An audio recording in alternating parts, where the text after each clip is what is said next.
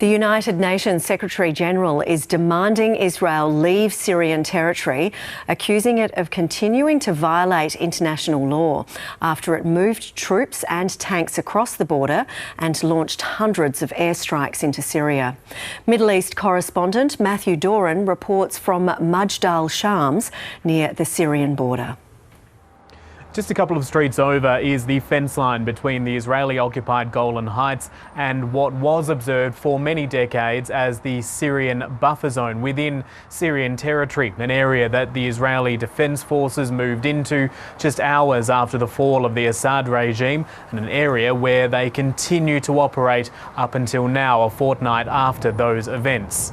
There's a significant UN presence in the area, but the Israeli Defence Forces have also moved in, taking control of some key positions in the buffer zone, and also moving into areas further south of here, south of Damascus, the Syrian capital. Locals saying the IDF are preventing farmers from accessing their fields. The IDF insisting it's operating in the area to protect Israel and its citizens. The United Nations Secretary-General Antonio Guterres says that these actions are against the deal that was signed between Israel and Syria back in the 1970s, and that along with extensive airstrikes by Israel into Syrian territory in the last couple of weeks, that it needs to stop. Some will try to exploit the situation for their own narrow ends, but it is the obligation of the international community to stand with the people of Syria who have suffered so much.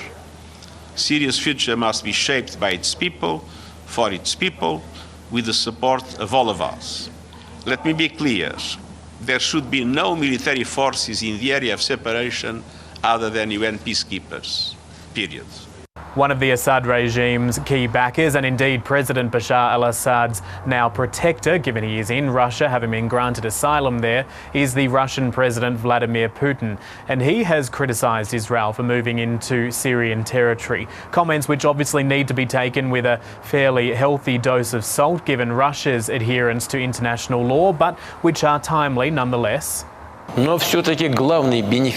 main beneficiary of the ongoing events in Syria, the main beneficiary, in my opinion, is Israel. You may have any opinion of what Israel is doing, but Russia condemns the seizure of any Syrian territories. It is obvious. Our position on this issue is not subject to any corrections. Within Israel's borders, a school just outside of Tel Aviv was hit by the remnants of a missile fired by Houthi rebels in Yemen. Israel insisting it shot the missile out of the sky despite the damage which was sustained. It happened overnight, so no students were present, and Israel had fighter jets in the sky as it was happening, launching its own attacks on ports and energy infrastructure in Yemen. After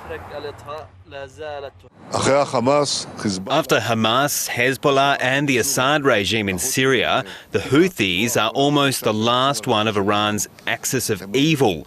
They are learning, and will learn the hard way, that whoever harms Israel pays a very heavy price. Meanwhile, Israeli strikes continue in Gaza too. Local health authorities saying more than 40 Palestinians were killed in the latest round of attacks. The IDF insisting it is targeting Hamas fighters in the territory.